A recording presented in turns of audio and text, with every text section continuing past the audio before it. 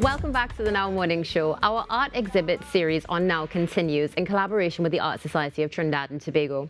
And joining us this morning is artist Greer Jones-Woodham with some incredible pieces you would have already seen, but a very special story behind them. Good morning, Greer, and welcome. Thank you. Thank you.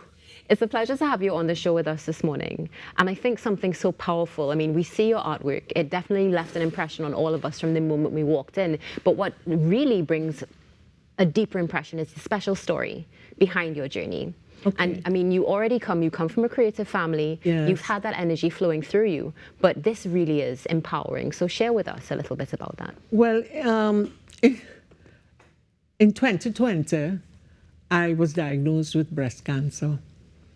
And I just said, well, why me, you know, why?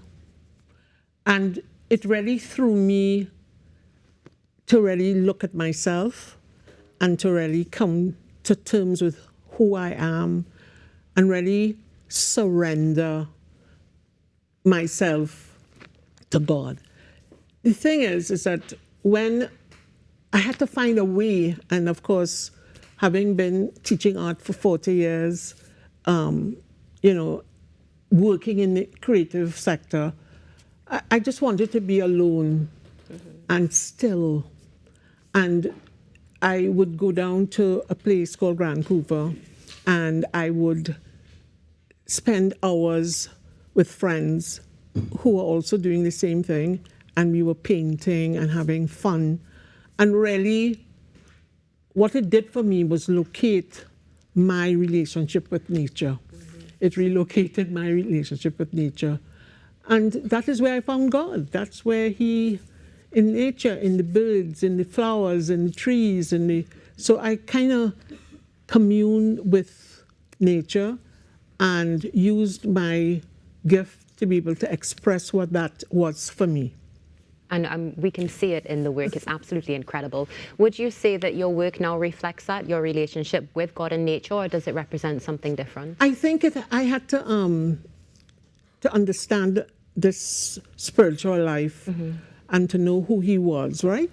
I've had many moments and interactions, just like, you know, spirited moments where I know it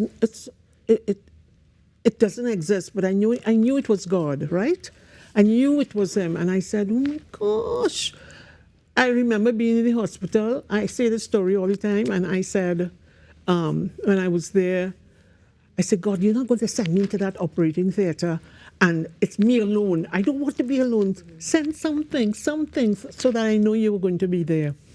And that morning I got up, and in the arch of the window in St. James Clinic, I mean, God was merciful. He sent me this dove, and behind the dove there was this sun, and the sun's rays were coming through the wings of the dove onto me. And the woman who was putting on my garment to go into the theater said, you see what I'm seeing? I said, I thought I was the only one. But there are moments like this in my life, and sometimes you come across people who have these clear moments of when God is around, and one thing led to the other.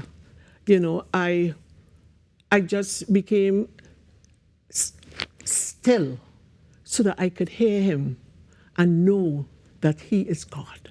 So profound, and such a divine moment as well, especially with a dove, the Holy Spirit coming through. And I wish we had more time with you, because there's definitely a lot that we need to unpack, but we need to get into some of this incredible artwork. And now we understand why it's so powerful, because the Holy Spirit is shining through. So let's start with this first one, which is right behind me.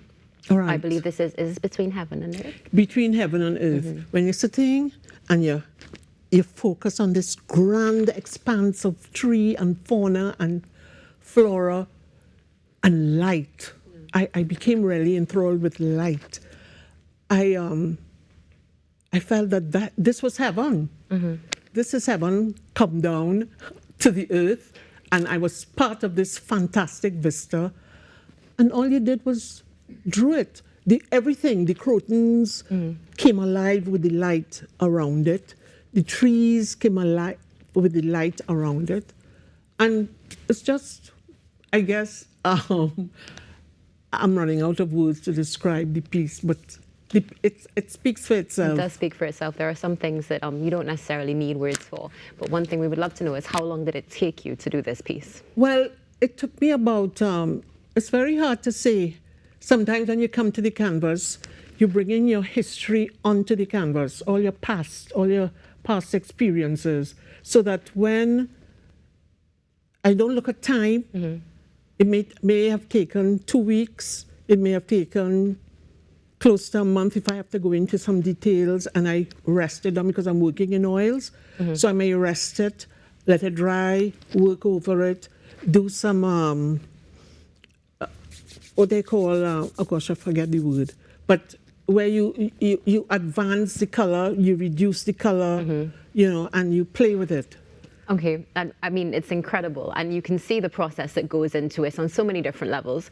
Let's go to this next piece. This is, can you share Blue with us? Bacano. All right. Now, if you're walking, right, you'll always see, when you're walking, leaves on the ground. Yes. Like, I always feel that it's Trinidad, if all the leaves would gather, they would tell the story. And I love the Bacano leaf, and I was coming down Chancellor, and I used to see all the leaves bouncing up against the pavement. So I would pick them up and bring them home and study them.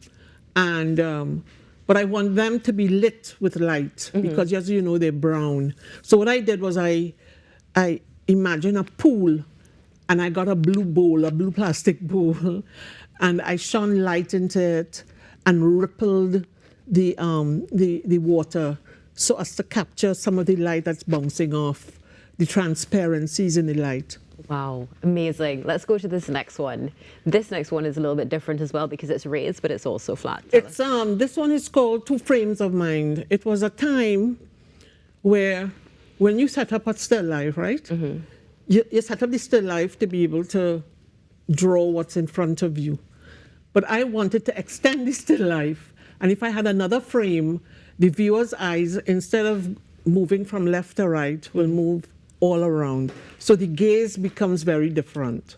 Yeah, it definitely is. And as you mentioned, gaze, this final piece that we have on set, what is this piece inspired by? I wanted to experience contemplation. And what that gaze is for the human being, for the human body, to relax and to look outward. But looking outward for me, I brought in the trees, the flowers because sometimes you just don't know where you are. And that disparity of knowing where you are, it's just a part of your mind, So it's and then the light that's coming forward. So I had my niece sit for a long time. Oh. And she used to say, "Are you finished? Are you finished? Are you finished?" I said, "No, not yet, not yet. I'll take a picture. But you see, what happens optically in your eyes is very different from when a camera shoots the picture.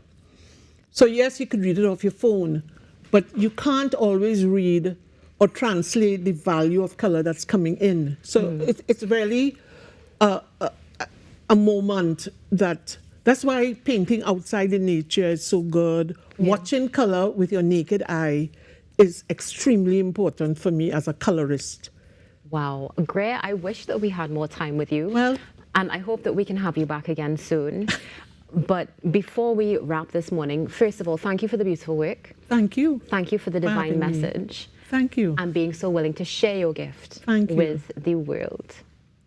I hope you have a great day. Thank you. And you do too. I will. We will, because we're going to be enjoying this artwork on set for the entire week. So Greer is with us this morning to share incredible work. The art exhibit series continues in collaboration with the Art Society of Trinidad and Tobago. Make sure that you stay tuned to the Now Morning Show, not just to enjoy the incredible artwork, but to stay informed, because that's what we're here for. We'll be back in a few moments.